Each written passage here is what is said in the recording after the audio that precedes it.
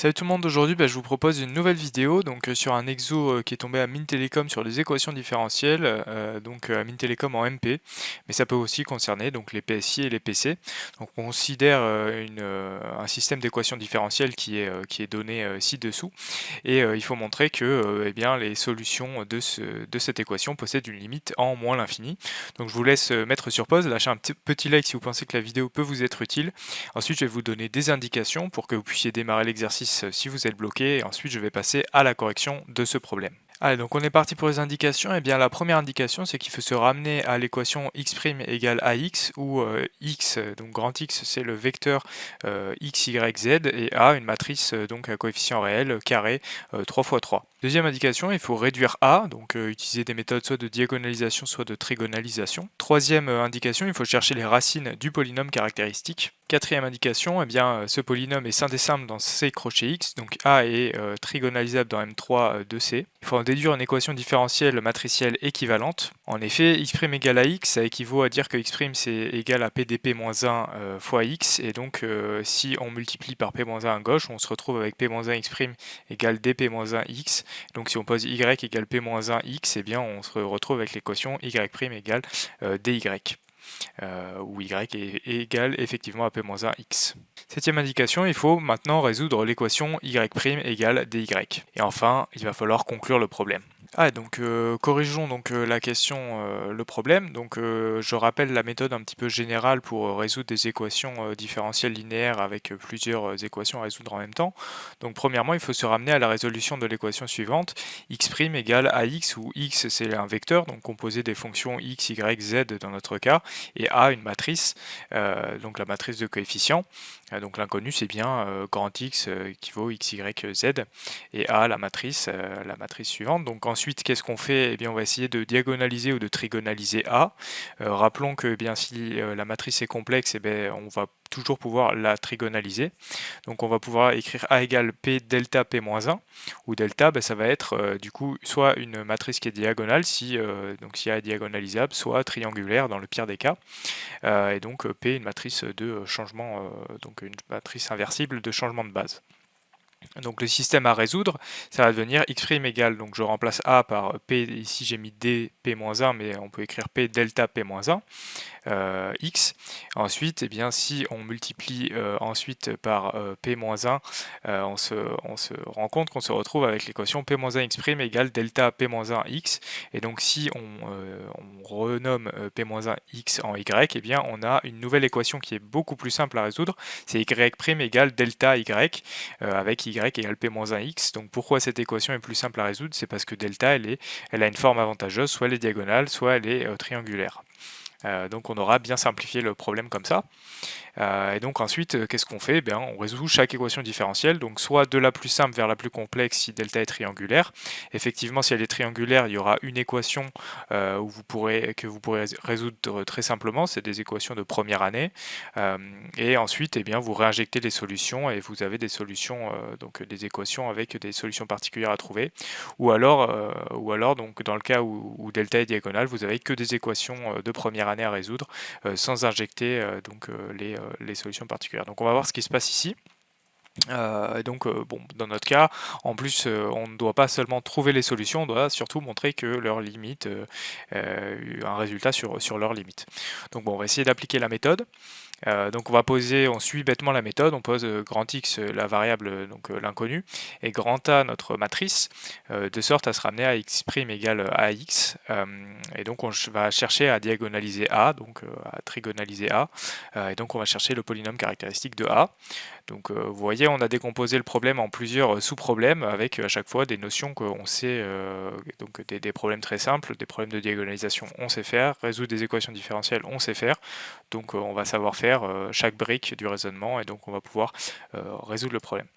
Donc le polynôme caractéristique c'est le suivant, donc soit là on peut faire deux choses, soit on va développer directement avec la règle de Sarus, puisque on a un déterminant 3 fois 3, mais ça va être un petit peu galère de trouver les racines, donc moi ce que je vous conseille ça va être de faire des opérations sur les lignes ou sur les colonnes pour essayer de récupérer une racine et ensuite développer puisque vous allez récupérer un polynôme d'ordre 2 une fois donc vous aurez trouvé une racine, dans le cas où vous avez un déterminant 3 fois 3.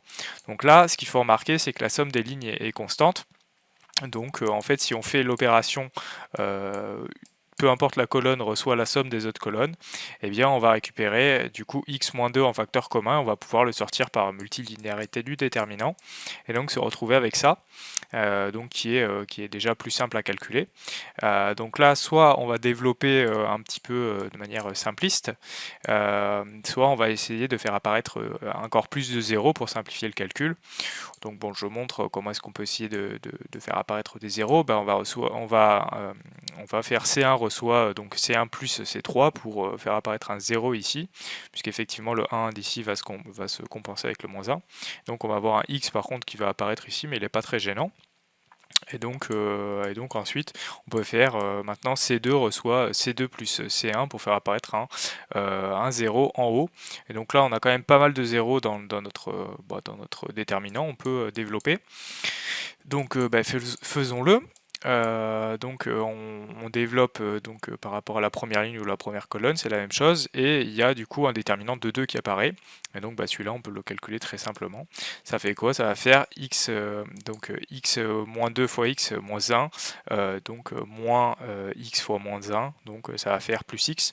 Donc si on développe, après ça va faire le polynôme x carré moins 2x plus 2, dont il faut trouver les racines, et c'est très simple, on va poser delta égale b carré moins 4ac, donc en l'occurrence ça va faire moins 2 au carré moins 4 fois 1 fois 2, donc au final on va trouver delta égale moins 4, donc delta étant strictement négatif, on va avoir des racines qui sont moins b plus ou moins i racine de moins delta sur 2a, donc en l'occurrence ça va faire 1 plus ou moins i.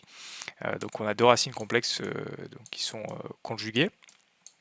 Et donc le polynôme caractéristique il peut être factorisé donc sous la forme x-2 fois x-1 moins i fois x-1 plus i. Et donc vu que le polynôme, donc on revient au problème qui nous intéresse, on voulait diagonaliser a, donc en fait c'est le nombre de racines de a qui nous intéresse et ses multiplicités, donc CA il est syndécimbre dans C crochet x, donc ça veut dire qu'on peut diagonaliser a dans M3 de C. Et donc si on pose D, la matrice diagonale avec les valeurs propres associées, donc 2, 1 moins i, 1 plus i, et on sait qu'il existe une matrice inversible P à coefficient complexe, telle que A égale P dP moins 1. Et donc on a déjà vu dans la méthode que ça revenait à résoudre l'équation y' égale dy, où y vaut P moins 1 x. Et donc ça équivaut à x égale py. Donc ok, c'est bien, on sait que résoudre l'équation y' égale dy, on va savoir le faire, mais nous quand même ce qui nous intéresse c'est x, y et z, donc les solutions de l'équation. Donc au final, qu'est-ce qu'on a? L'équation x égale py, elle peut se retranscrire comme ça. Donc x, ce sont les solutions qui nous intéressent. P, c'est une matrice avec des coefficients complexes. Et y, ça va être les solutions qu'on va trouver de l'équation différentielle. Donc y' égale dy, qui est l'équation un petit peu plus simple. Et donc en fin de compte, vu que nous, c'est les limites qui nous intéressent, est-ce qu'on va devoir trouver P et faire le calcul? En vérité non, puisque on voit que x, y et z sont des combinaisons linéaires de x tilde, y tilde et z tilde, donc les solutions de l'équation y' égale dy. Et donc on va juste trouver ces solutions, regarder leurs limites comme le voulait l'énoncé, et ensuite on va en déduire les limites de x, y et z. Donc allons-y. Donc l'équation y' égale dy, c'est la suivante. Donc ça fait x tilde prime, y tilde prime, z tilde prime, donc ça c'est y prime, égale d fois y. Donc ce système-là, on le traduit en système linéaire, donc on obtient des équations linéaires d'ordre 1 à coefficient constant, donc on sait le résoudre depuis la première année, et donc on en déduit des solutions, donc il faut savoir le faire les yeux fermés. Et maintenant on va regarder les limites de x tilde, y tilde et z tilde pour t qui tend vers moins l'infini. Donc déjà l'exponentielle réelle pour t qui tend vers moins l'infini, ça va tendre vers 0. Et maintenant en module, exponentielle de 1 plus ou moins i, effectivement là on a un moins, ici on a un plus.